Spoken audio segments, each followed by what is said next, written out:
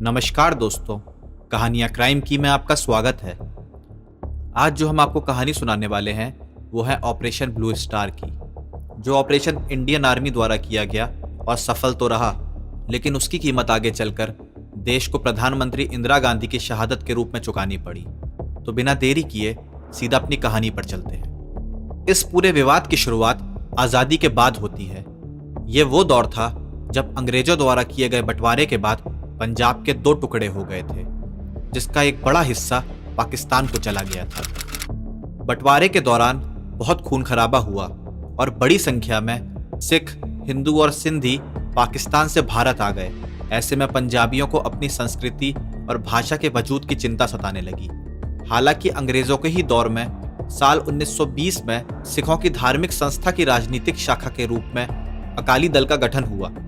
ऐसे में आज़ादी के बाद भाषाई आधार पर जब राज्यों का पुनर्गठन हुआ, लेकिन उनकी इस मांग को इस आधार पर दरकिनार कर दिया कि यह पॉपुलर डिमांड नहीं है, केवल कुछ संगठन ऐसी मांग कर रहे हैं। ये बात तब कही गई थी जब पंजाब में पंजाब का मौजूदा हिस्सा हरियाणा, हिमाचल प्रदेश और राजधानी दिल्ली आती थी। ऐसे में सिखों की संख्या हिंदुओं के मुकाबले कम थी, लेकिन सिखों का मानना था कि पंजाब के संसाधनों पर पहले पंजाबियों का हक है। ऐसे में देश में बनने वाले बांध और नहरों पर उनका ज्यादा हक है। 1956 में हिमाचल को केंद्र शासित प्रदेश घोषित कर दिया, लेकिन पंजाब को अलग राज्य घोषित करने में केंद्र को 10 साल लंबा वक्त लग गया। साल 1965 में हुए भारत पाकिस्तान युद्ध के बाद पंजाब और हरियाणा का गठन हुआ। अब जाकर सिखों की लंबे समय से हो रही अलग राज्य की मांग पूरी हुई। अकाली दल ने पंजाब के गठन के लिए इस मांग को भाषा के आधार पर रखा था, न कि धर्म के आधार पर। इसलिए सरकार ने उनकी इस मांग को स्वीकार कर लिया। इसके बाद पंजाब के प्रवासी विदेश में जैसे ब्रिटेन, कनाडा और अमेरिका चले गए, जहां पर 1970 में खालिस्तान आंदोलन की शुरुआत हुई। जगजीत सिंह चौहान जैसे कुछ नेताओं ने विदेशी धरती पर खालिस्तान के अलग देश के रूप में गठन का ऐलान कर दिया और वहीं मुद्रा भी जारी कर दी, लेकिन अकाली दल ने कभी अलग खालिस्तान की मांग नहीं की। ऐसे में सन 1973 में आनंदपुर साहब में एक महत्वपूर्ण घटना घटी। यहाँ हुई बैठक में एक प्रस्ताव पारित किया गया, जिसमें राजनीतिक, आर्थिक और सामाजिक मुद्दे भी शामिल थे। अकाली दल का मानना था कि सिख समुदाय की पहचान बनाए रखने के लिए वजूद और संस्कृति को बचाए रखना होगा। केंद्र को राज्यों के कामों में ज्यादा हस्तक्षेप नहीं करना चाहिए। केंद्र सरकार को फेडरल स्ट्रक्चर के रूप में राज्यों को पूरी ताकत देना चाहिए। अकाली दल के इस आनंदपुर प्रस्ताव में 7 बातें महत्वपूर्ण थी। पहला, चंडीगढ़ को पंजाब को दे दिया जाए, जबकि केंद्र में चंडीगढ़ को हरियाणा और पंजाब की संयुक्त राजधानी घोषित किया था। वहीं हरियाणा के पंजाबी बोले जाने वाले कुछ इलाकों को पंजाब में शामिल किया जाए। तीसरी मांग यह थी कि मौजूद संविधान के अंतर्गत राज्यों को और अधिक अधिकार दिए जाएं और राज्यों के काम में केंद्र के दखल को कम किया जाए। पंजाब में औद्योगिकरण और लैंड रिफॉर्म हो, वहीं कमजोर तबके के लोगों के हितों का ख्याल रखा जाए। इसके अलावा अकाली दल की मांग रही कि अखिल भारतीय गुरुद्वारा प्रबंधक कमेटी का गठन किया जाए। साथ ही पंजाब के बाहर माइनॉरिटी के रूप में रह रहे सिखों के अधिकार की पूरी रक्षा की जाए। इसके अलावा आर्मी में सिखों की भर्ती ज्यादा हो और मौजूदा कोटा सिस्टम खत्म किया जाए। 1973 के आनंदपुर साहब में पारित इस प्रस्ताव को हर किसी ने भुला दिया, लेकिन इसे साल 1982 में फिर से हवा जनरल सिंह भिंद्रावाला ने दी। भिंद्रावाला को 1977 में सिखों की धर्म प्रचार की प्रमुख शाखा दमदमी टकसाल का मुखिया नियुक्त किया गया। उस समय तक दमदमी टकसाल का निरंकारियों से सीधा टकराव हो चुका था। पारंपरिक रूप से सिखों का मानना यह है कि गुरु ग्रंथ साहब 11वें और आखिरी गुरु हैं, जो अनंत काल तक बने रहेंगे। गुरु गोविंद सिंह के बाद कोई इंसान गुरु का पद ग्रहण नहीं कर सकता।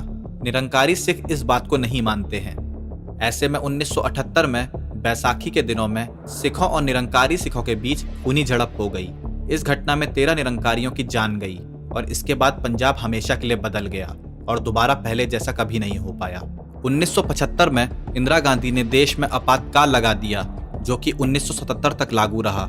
इसके बाद हुए चुनाव में कांग्रेस को हार का सामना करना पड़ा और पूरे देश में जनता पार्टी की सरकार बनी। पंजाब में भी सत्ता कांग्रेस के हाथ से निकलकर अकाली दल के हाथ में आ गई। पंजाब में अकाली दल सत्ता हासिल करने के बाद बहुत ज्यादा हावी होने लगा। ऐसे में उसे काटने के लिए कांग्रेस को एक ऐसे नेता की जरूरत थी जो कि अकालियों का विरोध कर सके। पंजाब के पूर्व मुख्यमंत्री ज्ञानी जैल सिंह की सलाह पर संजय गांधी और इंदिरा गांधी ने ऐसे व्यक्ति की तलाश शुरू कर दी जिसका व्यक्तित्व करिश्माई हो और जिससे सिख अकाली दल की ओर ना जाकर उनकी तरफ आए। कांग्रेस की यह तलाश जनरैल सिंह भिंद्रावाले पर आके खत्म हुई। इसके बाद कांग्रेस ने भिंद्रावाले को पंजाब की धार्मिक राजनीति में बढ़ावा देने के लिए हर तरह से मदद की। भिंद्रावाले ने गुरुद्वारे प्रबंधक कमेटी में अपने उम्मीदवार खड़े करने शुरू किए। उन उम्मीदवारों का कांग्रेस ने समर्थन किया। इस तरह कांग्रेस ने भिंद्रावाले की पंजाब और सिखों के बीच मजबूती से पैर जमाने में काफी मदद की। जनता पार्टी की सरकार गिरने के बाद 1980 में फिर चुनाव हुए। तब पंजाब में एक बार फिर कांग्रेस सरकार बनी। ऐसे में दरबारा सिंह मुख्यमंत्री बने तो उन्होंने कहा कि भिंद्रावाले को रोका जाए, लेकिन कांग्रेस इसके पक्ष में नहीं था। ऐसे में भिंद्रावाले का प्रभाव बढ़ता चला गया। 1980 में भिंद्रावाले और उनके समर्थकों पर निरंकारी बाबा गुरबचन सिंह की हत्या का आरोप लगा। इसके बाद 1981 में भाषा का मुद्दा जनगणना के दौरान अहम हो गया। कहीं हिंदी के आगे पंजाबी पिछड़ न जाए, यह डर सिखों को सता रहा था। पंजाब केसरी ने अपने लेखों में लिखा कि पंजाब में रहने वाले हिंदू हिंदी को अपनी मातृभाषा बताएं, ना कि पंजाबी को। इस कारण पंजाब केसरी के मालिक लाला जगत नारायण की हत्या कर दी गई। इस मामले में भिंडरावाले को पुलिस ने गिरफ्तार कर लिया, लेकिन राज्य में गिरफ्तारी के विरोध में हिंसा शुरू होने लगी। कुछ दिन बाद भिंद्रावाले को छोड़ दिया गया, लेकिन इस घटना के बाद भिंद्रावाले का कद अचानक से सिख राजनीति में बहुत बढ़ गया। इस घटना के बाद उनके कट्टरपन अनुयायियों की संख्या तेजी से बढ़ने लगी। इस बारे में एक बार भिंद्रावाले ने कहा था कि जो काम मैं सालों तक नहीं कर पाया, वो दिन जेल में रहने से पूरा हो गया। 1982 में भिंद्रावाले और अकालियों के बीच साथ काम करने की सहमति बन गई। अकाली दल के संत हरचंद सिंह लोंगोवाला और भिंद्रावाले के बीच सहमति के बाद धर्म युद्ध मोर्चा की शुरुआत हुई, जिसका मुख्य उद्देश्य 1973 के आनंदपुर साहब प्रस्ताव की मांग को पूरा करवाना था। ऐसे में जब भिंद्रावाले कांग्रेस के हाथ से निकल गया तो राज्य की सत्ता पर काबिज कांग्रेस सरकार ने इस आंदोलन को रोकने के लिए पूरी कोशिश की। अब सिखों ने 1982 में दिल्ली में होने वाले नवे एशियाई खेलों के आयोजन में व्यवधान डालने की योजना बनाई। ऐसे में पंजाब, हरियाणा और दिल्ली की ओर आने वाले सभी सिखों की तलाशी ली जाने लगी। इस दौरान रिटायर्ड सैन्य अधिकारियों की भी तलाशी ली गई। ऐसे में चुन चुनकर तलाशी लिए जाने की वजह से सिखों में नाराजगी हो गई। 1983 में धर्म युद्ध मोर्चा के खिलाफ कड़ी कार्रवाई करने वाले आईपीएस अधिकारी एसएस अटलवाल की स्वर्ण मंदिर की सीढ़ियों के पास हत्या कर दी गई। पुलिस के अंदर भिंद्रावाले का इतना खौफ था कि अपने अधिकारी की लाश उठाने के लिए 2 घंटे तक पुलिस का कोई कर्मचारी नहीं पहुंचा। इसके बाद पंजाब में हिंदुओं और पंजाबियों के बीच विवाद पैदा हो गया। अक्टूबर 1983 में एक बस में सवार 6 हिंदुओं की हत्या कर दी गई। इसके बाद पंजाब में स्थिति नियंत्रण से बाहर होने लगी। वहां पे तत्कालीन राष्ट्रपति शासन लगा दिया। सीएम दरबारा सिंह जो भिंद्रावाले पर लगाम लगाना चाहते थे, उनकी सरकार को इंदिरा गांधी ने बर्खास्त कर दिया। अब भिंद्रावाले और उनके समर्थकों ने हरमंदिर साहब परिसर के अंदर हथियार इकट्ठे करना शुरू कर दिया। बड़ी संख्या में वहां पे हथियार आ रहे थे। फिर आता है 15 दिसंबर 1983। उस दिन भिंद्रावाले ने अपने समर्थकों के साथ अकाल तख्त पर कब्जा जमा लिया। इसके बाद इंदिरा गांधी ने भिंद्रावाले के सामने बातचीत का प्रस्ताव रखा। अकाली गुट ने तो सरकार का प्रस्ताव स्वीकार कर लिया, लेकिन भिंद्रावाले ने इसे सिरे से खारिज कर दिया। भिंद्रावाले ने अकालियों पर आरोप लगाया कि तुम राजनीति ताकत हासिल करने के लिए ऐसा कर रहे हो। मुझे भारत सरकार का प्रस्ताव स्वीकार नहीं है। हिंदुओं और सिखों के बीच झड़प शुरू हो गई। गुरुद्वारों पर हमला बढ़ता देख 1 जून 1984 को पूरे पंजाब में कर्फ्यू लगा दिया। ऑपरेशन ब्लू स्टार से पहले 5 महीने में तकरीबन 300 लोगों की जान चली गई थी। ऐसे में भारत सरकार ने बड़ा कदम उठाने से पहले पंजाब में आने जाने पर पाबंदी लगा दी। रेल, वायु और सड़क मार्ग बंद कर दिए गए। किसी भी तरह का संदेश भेजने पर पाबंदी लगा दी। सेना और अर्ध सैन्य बलों ने सारा नियंत्रण अपने हाथों में ले लिया और पत्रकारों को भी अमृतसर छोड़ने के लिए कहा गया। 1 जून को इंदिरा गांधी ने रेडियो पर भाषण दिया और बातचीत का रास्ता खुले होने की बात कही। 3 जून को सिखों के 5वें गुरु का शहीदी दिवस होता है। ऐसे में उस दिन स्वर्ण मंदिर पे रोज की अपेक्षा ज्यादा श्रद्धालु मत्था टेकते हैं। पुलिस और सरकारी तंत्र लोगों को मंदिर से वापस जाने के लिए कह रहा था, लेकिन भिंद्रावाले और उनके समर्थकों ने श्रद्धालुओं को मंदिर परिसर से बाहर नहीं निकलने दिया। शायद उनका इरादा किसी भी तरह की कार्रवाई के समय लोगों को ढाल के रूप में इस्तेमाल करने का रहा होगा।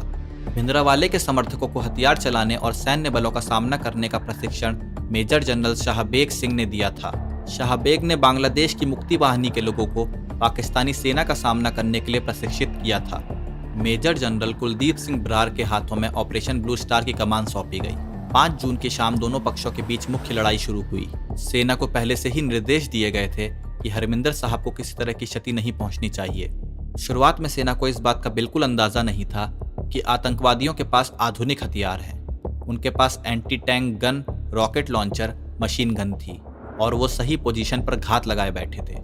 जब शुरुआत में ज़्यादा संख्या में सैनिक घायल हुए तो मेजर बरार ने अपनी स्ट्रेटेजी बदल दी और अकाल तख्त पर हमले के लिए टैंक मंगा दिए। इन टैंक का उपयोग रात में करके भिंद्रावाले और उनके समर्थकों पर निशाना लगाने का था, लेकिन जब बात इससे भी नहीं बनी तो अकाल तख्त के ऊपर टैंकों से गोले दागे गए। इस दौरान भिंद्रावाले की मौत हो गई। जांच में पाया गया कि टैंक से अकाल तख्त के ऊपर 80 से ज़्यादा गोले दागे गए थे।